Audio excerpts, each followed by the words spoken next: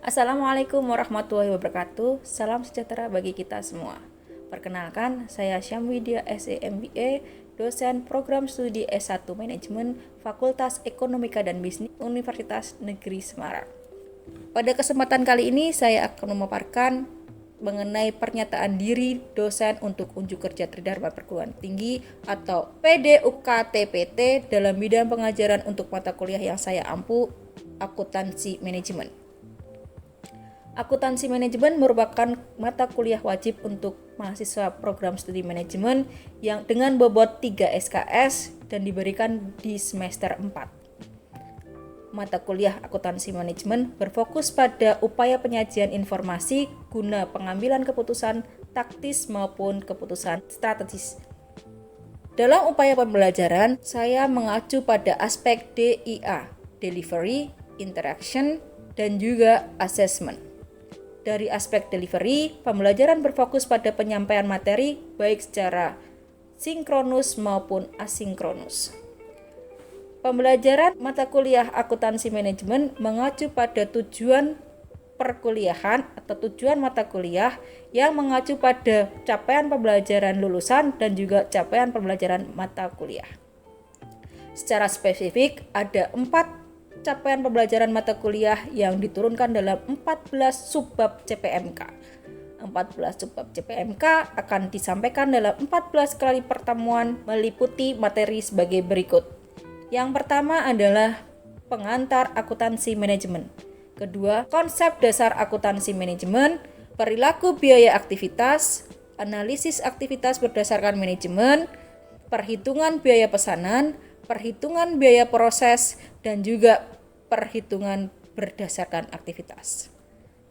Materi setelah UTS adalah biaya absorpsi, analisis cost volume profit, perencanaan laba, biaya standar, evaluasi kinerja perusahaan terdesentralisasi, pengambilan keputusan taktis, dan keputusan investasi.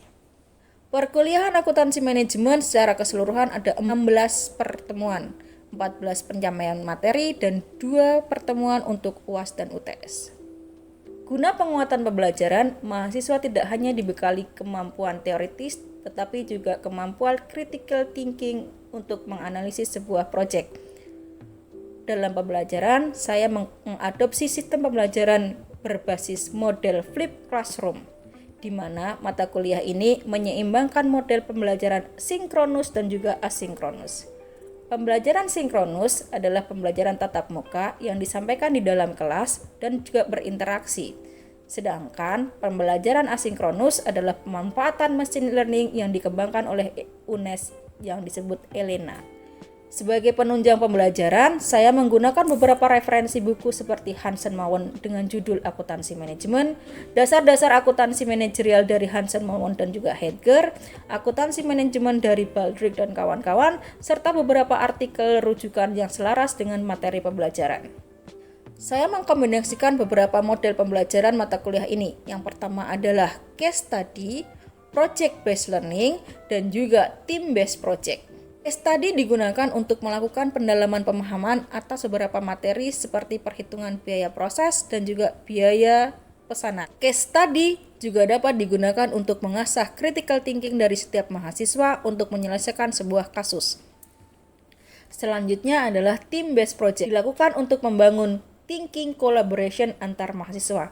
Mereka akan saya buatkan kelompok di awal pertemuan dan hasil collaboration thinking selanjutnya akan dipresentasikan di hadapan kelas. Terakhir adalah project based learning, merupakan tugas individual untuk mengasah kemampuan mahasiswa menganalisis project tertentu.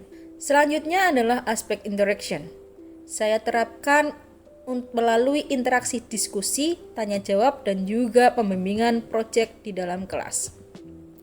Interaksi ini dapat dilakukan juga secara langsung maupun tidak langsung melalui aplikasi e-learning UNES. Terakhir adalah aspek assessment.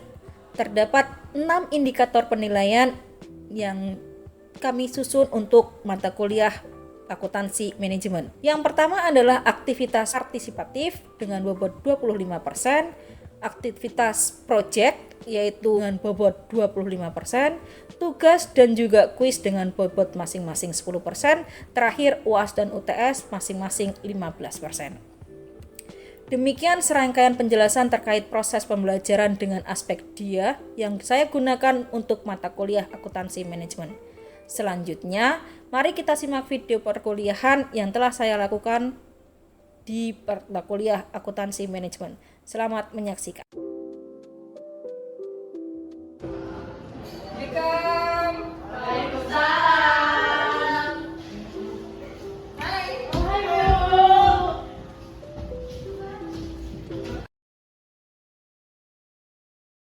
Hari ini kita akan masuk ke pertemuan ke-15, pertemuan terakhir untuk semester ini.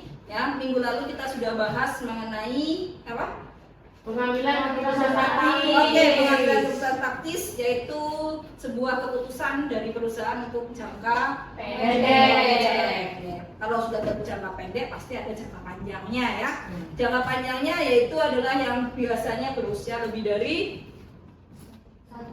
1 tahun. Kalau jangka pendek adalah kurang dari 1 tahun. Jadi keputusan taktis itu adalah keputusan yang diambil oleh perusahaan untuk yang kurang dari 1 tahun. Contohnya apa keputusan taktis itu? Mau pinjam kredibilitas jangka pendek, apalagi make or buy, pembuat atau membeli, menyewa atau membeli, apalagi mau decline atau keep or drop dan lain sebagainya. Jadi ini adalah sebuah keputusan taktis. Tentunya semua itu akan diambil berdasarkan perhitungan. Nah, sama materi kita hari ini, tapi sebelum masuk ke materi akan melakukan presensi sebentar, ya. Oke, presensi yang pertama yaitu pertemuan ke-15 ya.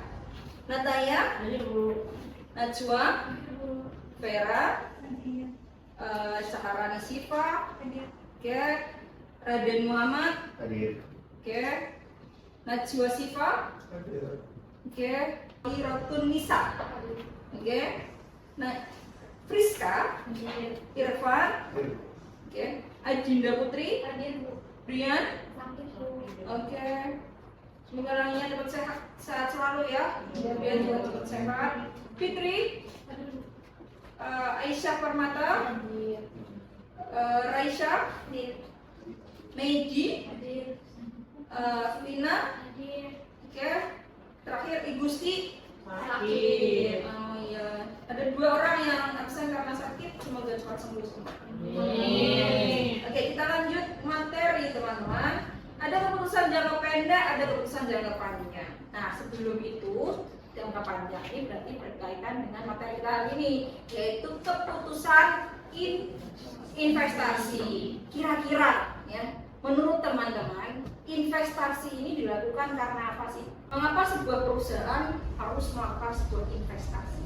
Kalau manusia personal, balik ke personal, kira-kira Anda butuh investasi tidak?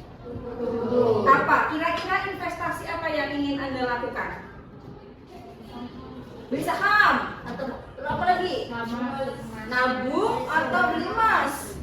Kalau nabung itu saving atau investment? Saving ya. Jadi kalau investasi itu kriteria melakukan investasi pasti kita memerlukan atau menginginkan adanya return nantinya, ya kan?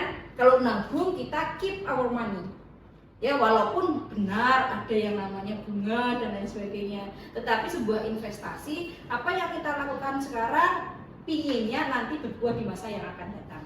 Ya, kalau di semester 2 ya, kalian kan sudah semester 4 kan sekarang ya. Kalau semester 2 kita belajar mengenai mata kuliah manajemen keuangan.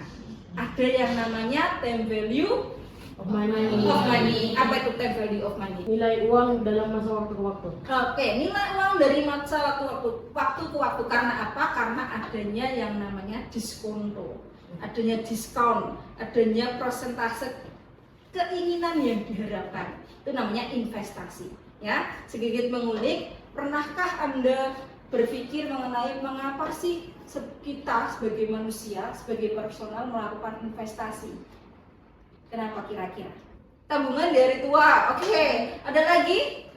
Kenapa melakukan investasi?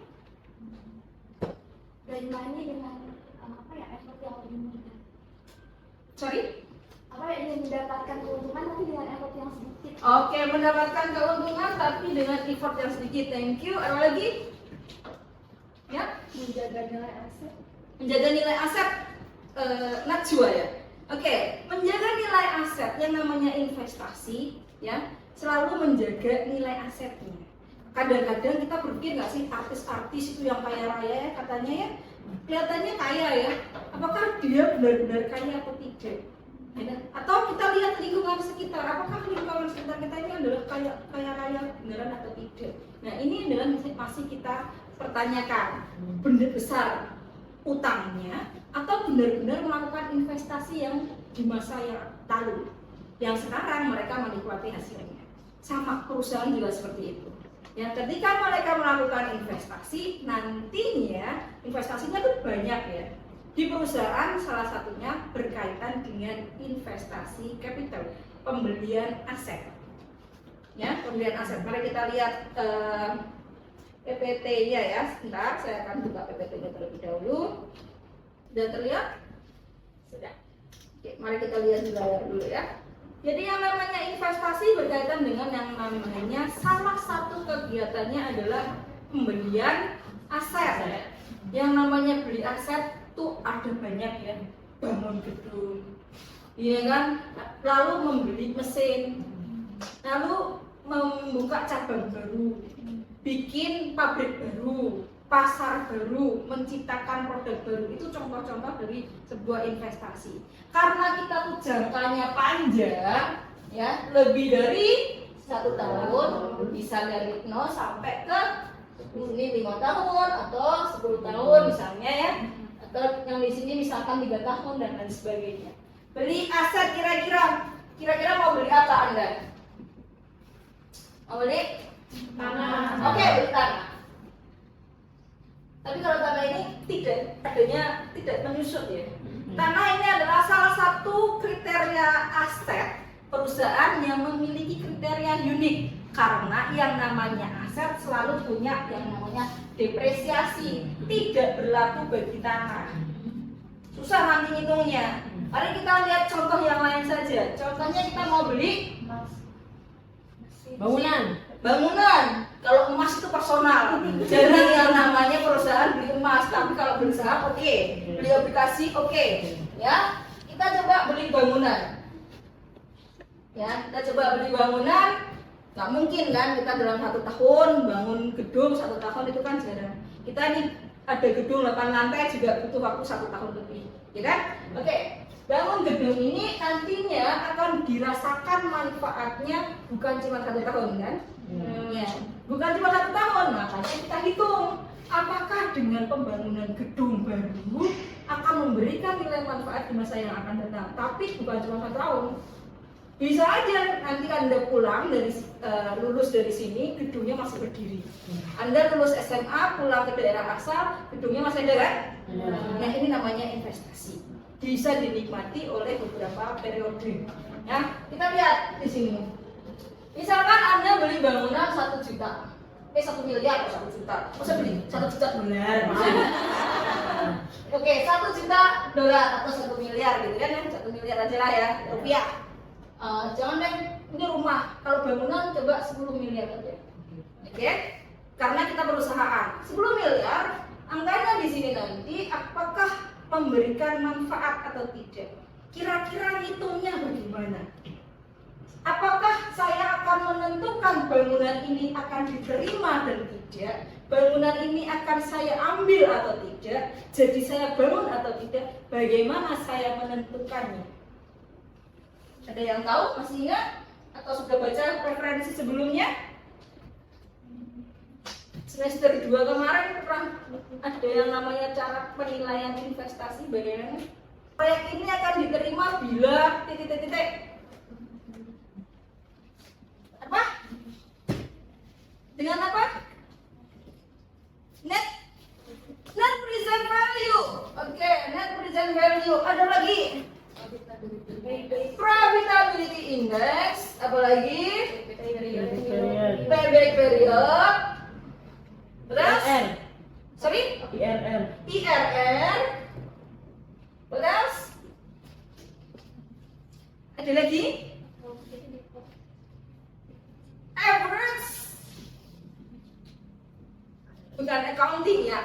itu bukan accounting tapi average rate of return ya. Di sini ini semua baik NPV, profitability index, payback period, IRR dan ARR ini adalah metode yang digunakan untuk penentuan sebuah investasi. Sehingga di semester 2 ini refresh kembali ya. Yang lupa saya ingatkan, ya. Oke. Mari kita cek yang pertama. Ada yang pernah ingat bagaimana rules dari NPV sebuah proyek ini akan diambil dan tidak? Rulesnya bagaimana NPV itu? Bagaimana rulesnya NPV proyek ini diterima bila NPV-nya bernilai positif? Terima kasih. Masih ingat ya? NPV proyek ini akan diterima jika NPV-nya adalah positif. Ya, NPV ini didapatkan dari yang namanya estimasi laba rugi.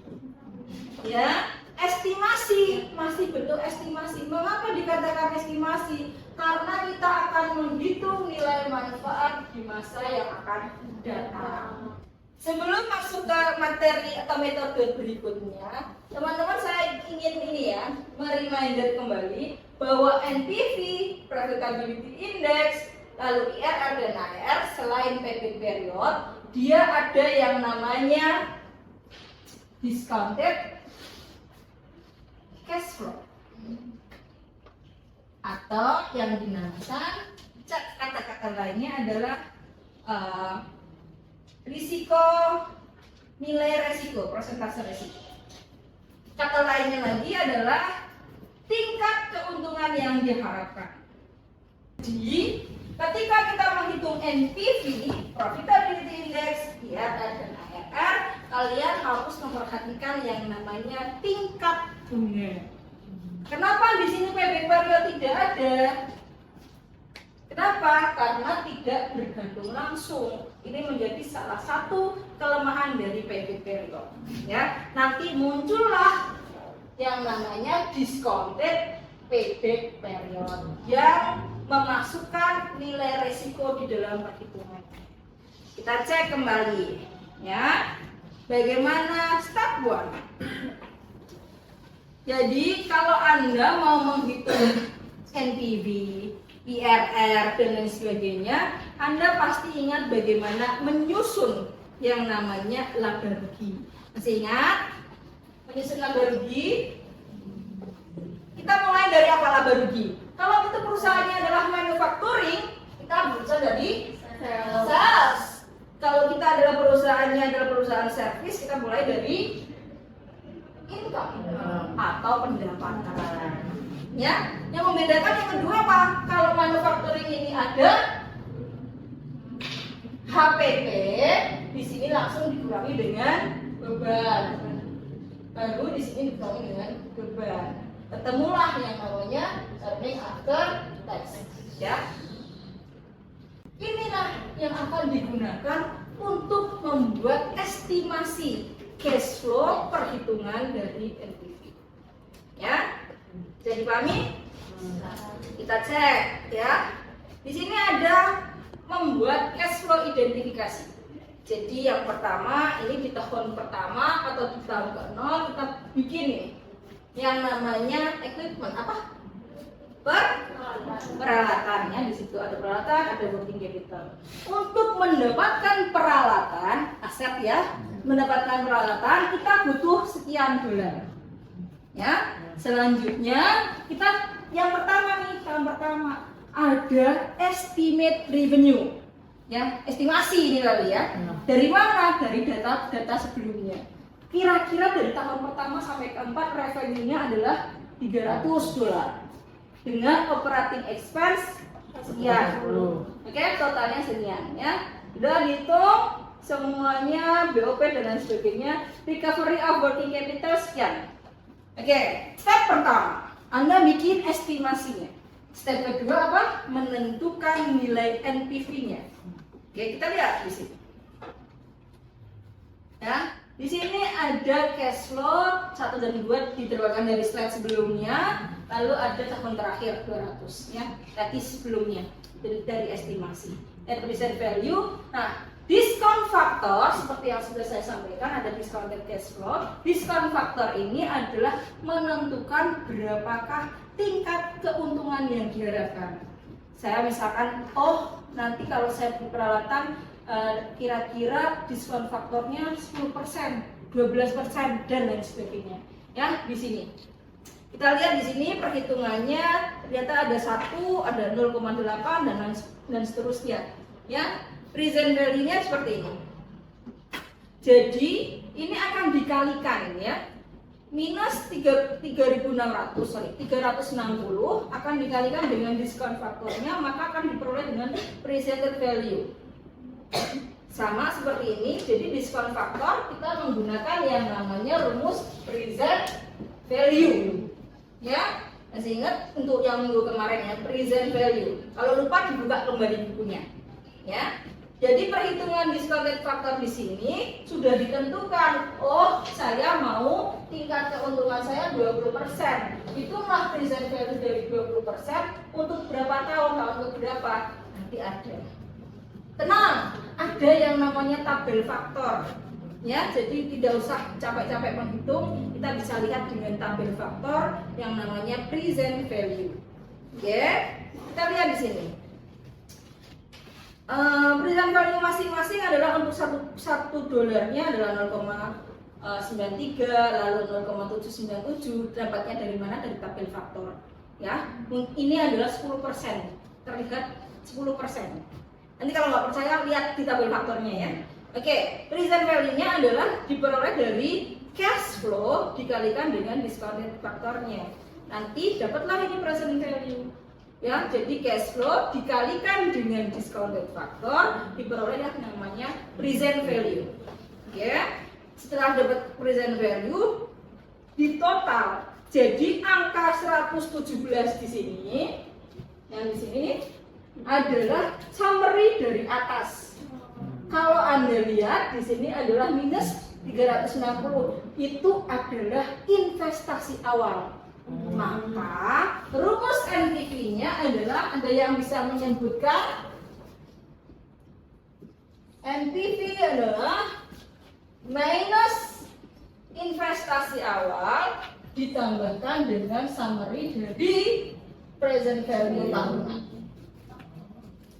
Ya, summary dari present value tahunan. Nih.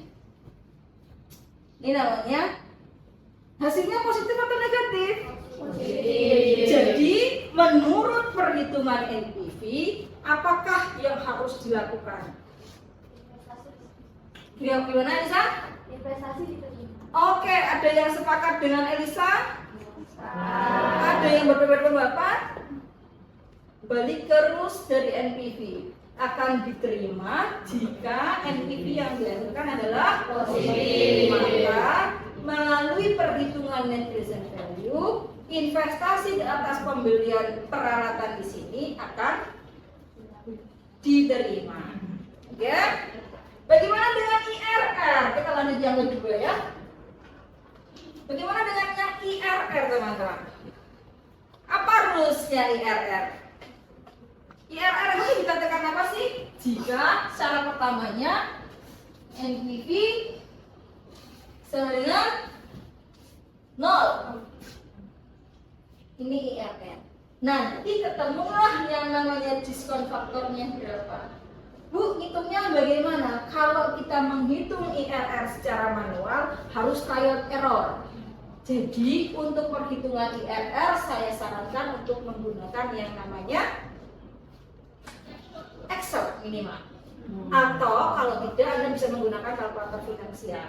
IRR ini rules-nya adalah NPV sama dengan 0 dulu. Jadi NPV-nya sudah diketahui, tapi 0. Nanti dicari berapakah bunganya, gitu kan? Nah, di sini rules-nya bagaimana? IRR harus lebih besar daripada bunga. Oke, nanti ya, ada lagi. IRR harus lebih besar daripada bunga. Ada lagi? Sepakat?